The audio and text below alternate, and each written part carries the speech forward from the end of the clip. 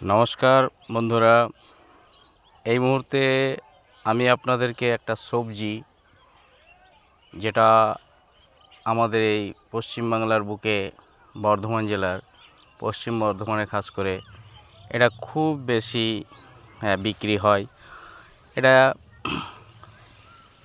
প্রথমে আপনারা দেখুন যে এই জিনিসটা, এটাকে আমরা আমাদের লোকাল ভাষায় এটাকে পোরল বলি। পোরল, এই যে দেখুন কত কত মোটা, দেখুন আমি এই হাত দিয়ে পুরোটা ধরতে পারছি না, এই দেখুন হাত দিয়ে ধরতে পারছি না কতটা মোটা, এবং এটা প্রায় 1 হাত মতো হয়।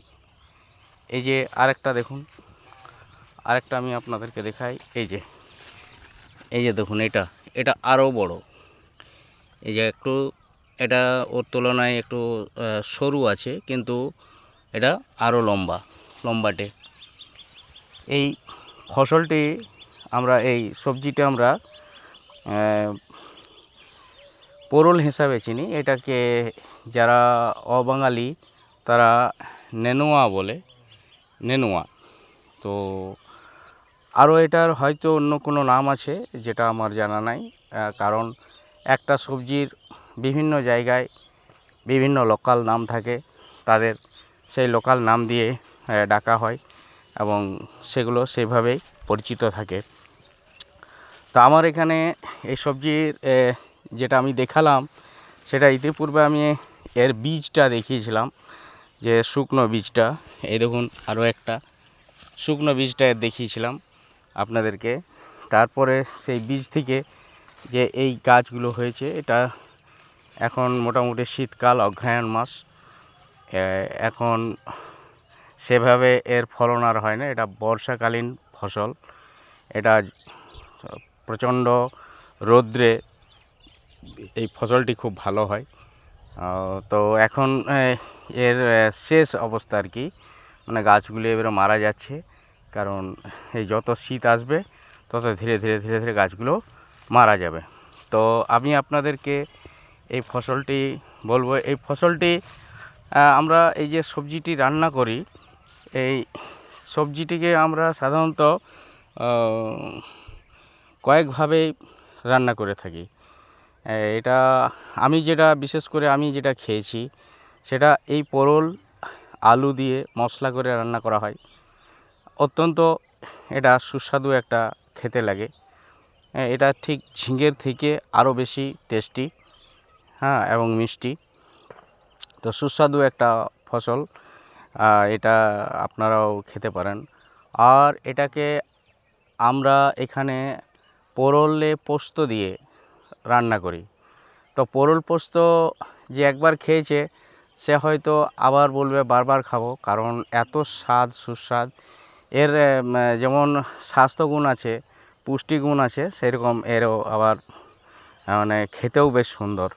তো এই পোরল, আমার এই যে পুকুর পাড় দেখছেন, এগুলো আমার নিজস্ব পাড়। আমি যা কিছু দেখাই, আমি সাধারণত বেশিরভাগ আমার নিজস্ব গাছগাছড়াগুলোই আপনাদেরকে দেখাই।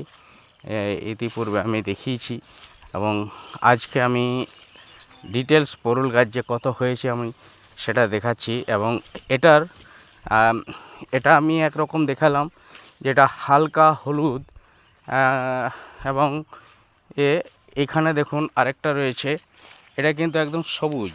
এই যে দেখছেন, এটা সবুজ। এরপরে আমি আরও একটা দেখাই, এগুলো কিন্তু সবুজ। এই যে গাছগুলো দেখছেন, প্রচুর দেখুন গাছ, প্রচুর গাছ, এগুলো সব পোরল গাছ। এবং এই পোরল গাছের ফাঁকে ফাঁকে এগুলো আমরা দেখতে পাইনি, কখন যেন এরা বড় হয়ে বৃদ্ধি লাভ করেছে। এটা তো বিশাল, এটা দেখুন বিশাল বিশাল। এইটা দেখুন 1 হাতের বেশি আছে। এটা এটা প্রায় 1.5 ফুট লম্বা। এই যে এটা দেখছেন, এটা অনেক মোটা। ওই যে দেখালাম ওইগুলোর তুলনায় এটা অনেক মোটা পোরল গাছ। এই সবজিটি মার্কেটে সব জায়গাতেই পাওয়া যায়, ভারতবর্ষে তো প্রায় জায়গায় পাওয়া যায়। ভারতবর্ষের বাইরেও হয়তো এটার অন্য কোনো নাম আছে, অন্য নামে এটি পরিচিত।